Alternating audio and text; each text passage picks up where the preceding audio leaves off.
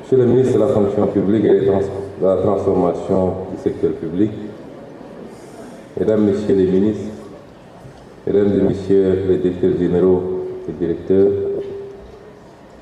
Mesdames et Messieurs les partenaires, en particulier de l'ambassadeur de la République de Corée, Mesdames et Messieurs les experts, encadreurs, chers partenaires, très chers lauréats, Mesdames et Messieurs, distingués invités en vos rangs et qualités. Je n'ai pas de discours à lire, mais je commencerai par là où on a terminé, par assurer tous les participants à cette épreuve, notamment les 9 autres qui n'ont pas été primés, que chaque participant recevra une prime d'au moins 3 millions, c'est-à-dire les 9 autres candidats.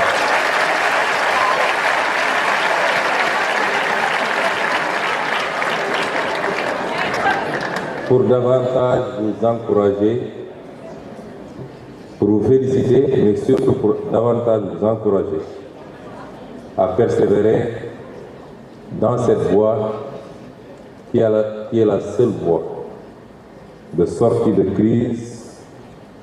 La crise du développement s'entend pour notre pays, le Sénégal.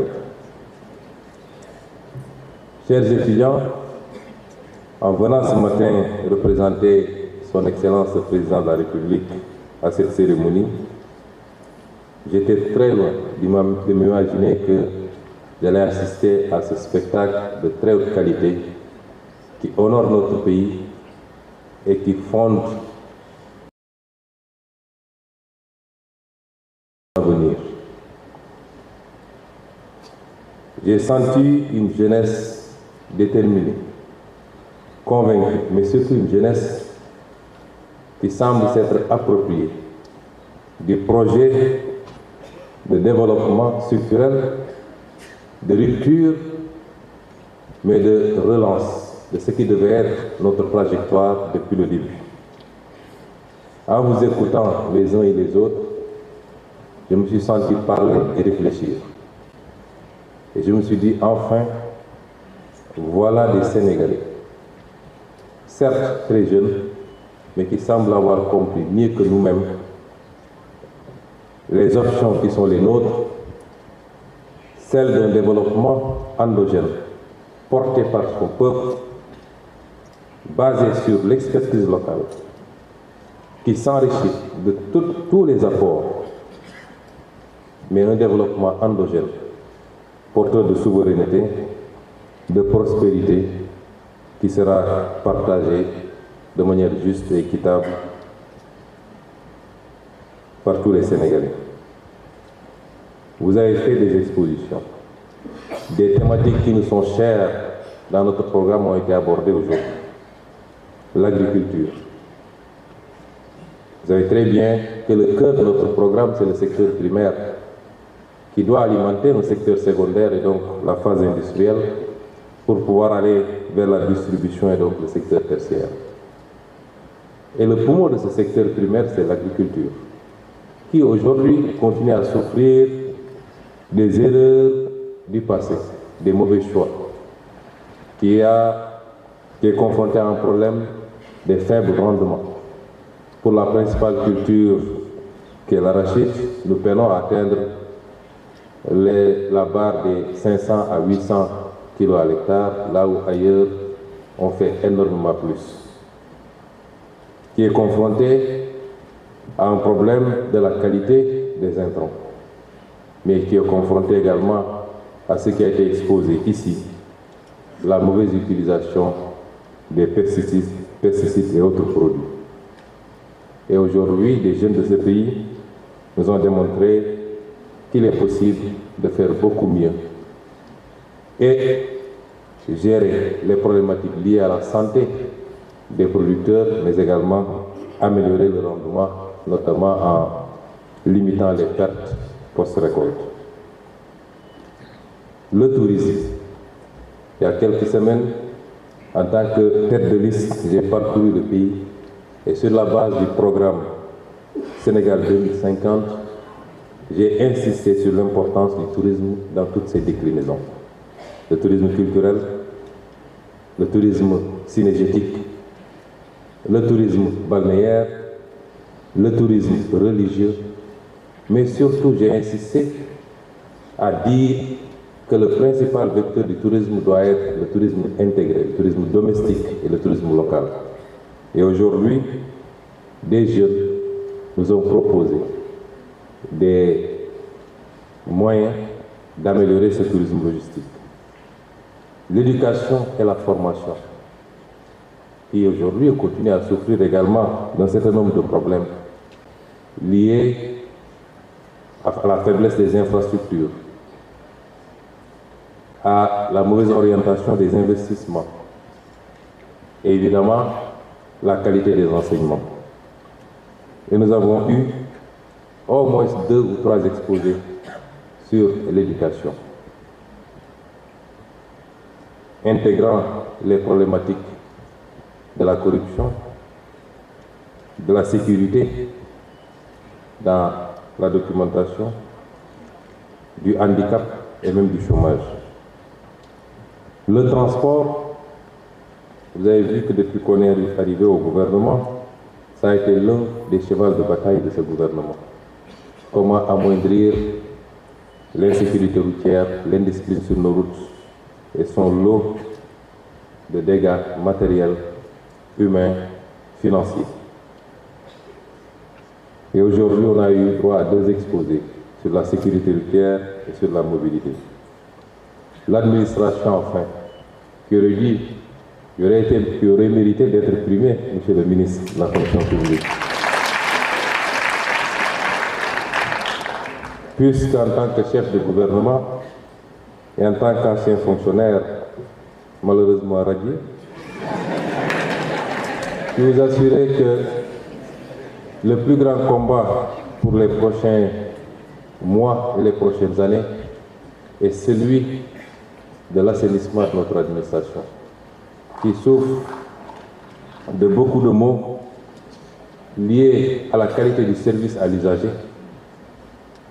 C'est lié certainement à la formation à la base, mais à la pratique d'une administration encore cantonale, où l'usager est considéré comme redevable, alors qu'on parle d'usager, de service aux contribuables, de service à l'usager. Il faut que l'administration redevienne un outil au service du citoyen. C'est lié également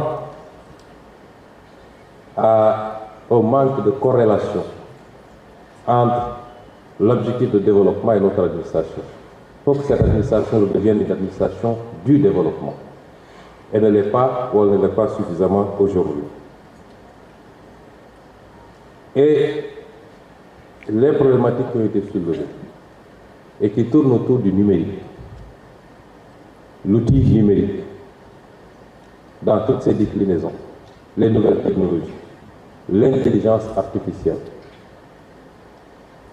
sont le présent aujourd'hui du monde, mais certainement et inéluctablement l'avenir du monde. Et nous sommes heureux de voir qu'il y a une jeunesse ici au Sénégal. Et mon conseil technique en charge de l'enseignement supérieur et de la formation professionnelle ne s'y était pas trompé.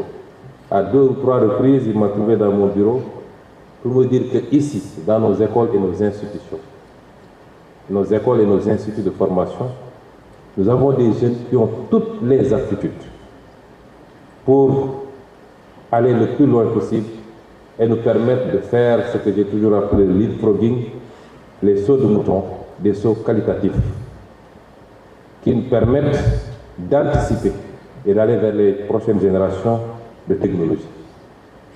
J'ai tendance à donner comme exemple la Chine, qui il y a quelques décennies encore était totalement à la traîne et qui a pu faire ses sauts de mouton pour être aujourd'hui la seule détentrice de la technologie de la 5G et de beaucoup d'autres technologies que les plus grandes puissances peinent à rattraper.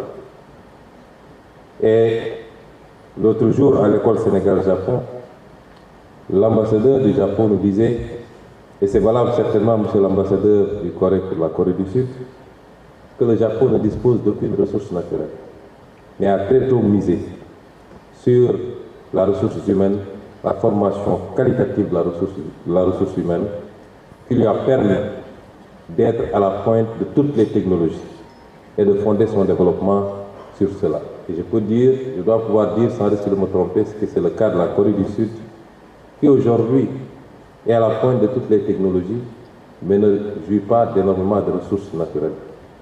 La première richesse aujourd'hui dans le monde, ce n'est pas forcément les ressources naturelles, ce n'est pas le pétrole, ce n'est pas le gaz, c'est la ressource immatérielle qui est le savoir. Et c'est pourquoi, au nom du gouvernement, et sur les instructions de son Excellence, Monsieur le Président de la République, je puis vous dire que vous aurez l'encadrement, et vous l'avez déjà, mais vous aurez surtout le soutien qu'il faut pour avoir toutes les possibilités de développer votre savoir, de l'accroître, de l'améliorer. Et si je dis soutien, c'est le soutien matériel, c'est le soutien financier, c'est les espaces et le cadre de travail. Considérez que désormais, c'est l'une des priorités absolues de ce gouvernement d'encadrer cette jeunesse que vous êtes dans les secteurs qui sont les vôtres pour performer et nous donner les satisfactions que nous attendons. Les projets qui ont été présentés aujourd'hui ne sont certes pas des projets totalement maturés, mais qui peuvent l'être rapidement s'ils bénéficient de ce soutien. Ailleurs, ça a commencé certainement dans les universités, dans les garages, pour nous produire des Facebook, des Google et d'autres champions mondiaux. Je puis vous assurer donc que, quels que soient les défis et les écueils qui sont devant nous, et ceux que nous vivons déjà par rapport à la situation que nous avons trouvée ici, qu'ensemble nous allons relever les défis et que dans la priorisation des secteurs, le secteur de la recherche et de l'innovation sera un secteur au-devant des priorités de l'État du Sénégal. Il y va également d'une question de souveraineté. Avoir la possibilité de développer ses propres outils est une question de souveraineté, donc de sécurité nationale. Il y a une vingtaine d'années, quand je venais d'arriver dans l'administration fiscale, un peu plus de 20 ans, j'avais assisté à une scène que nous avions beaucoup dénoncée à l'époque. Des Sénégalais avaient conçu pour la douane sénégalaise un logiciel qui s'appelle le système Gaïné et qui est toujours en cours. Ils l'avaient développé ici avec l'expertise sénégalaise. Ils l'ont vendu à un prix très faible, en tout cas très compétitif, et ce logiciel nous a valu énormément de satisfaction dans la mobilisation des ressources douanières. Quelques 2 ou 3 ans plus tard, la Direction générale des impôts et domaines a lancé le même processus. Et la même entreprise avait une offre qui nous aurait permis d'avoir un outil pour la mobilisation des ressources intérieures qui nous aurait coûté beaucoup moins cher et qui aurait été sécurisé. Un choix différent a été fait de recourir à un prestataire étranger d'Amérique du Nord qui nous a vendu un logiciel qui coûtait certainement 10 fois plus cher et dont nous n'avions même pas les clés et qui nous coûtait d'avenant à avenant beaucoup plus d'argent encore. À chaque fois, il fallait payer quelques milliards de plus.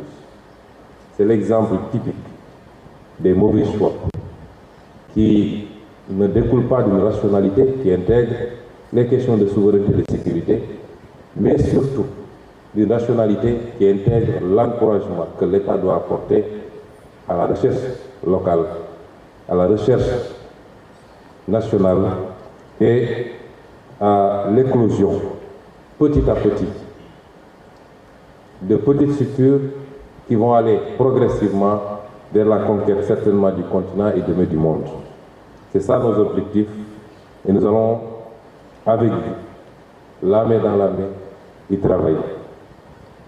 Dans les exposés que j'ai entendus ici, je disais tout à l'heure aux deux ministres que pas plus tard que la semaine dernière, le président de la République, de retour d'un voyage, m'a parlé d'un outil qui lui a été présenté dans un pays étranger, qu'il trouvait très intéressant et qui n'est rien d'autre, peut-être beaucoup plus élaboré, parce que les moyens ne sont pas les mêmes, mais dans le cadrage global, cet outil n'est rien d'autre que ce qui nous a été présenté ici pour la gestion des écoles, de nos écoles.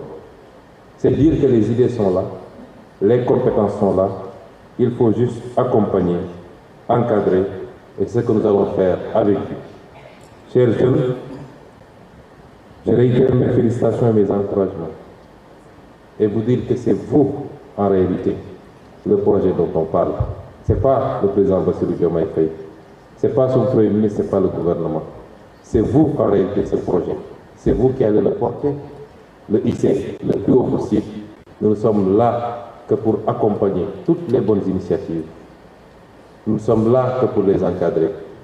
Et nous le ferons avec tous les moyens qui seront disponibles. Je ne terminerai pas sans féliciter, très sincèrement et très chaleureusement, Monsieur le ministre de la Fonction publique.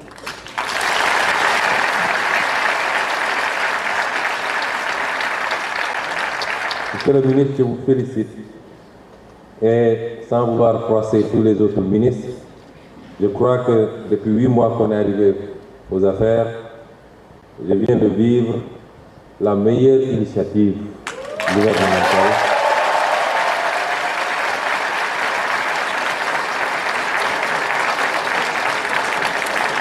La meilleure initiative gouvernementale en ce qu'elle nous projette le plus loin possible vers l'avenir, mais en ce qu'il nous fonde à espérer de ce pays et de son potentiel. Je vous remercie.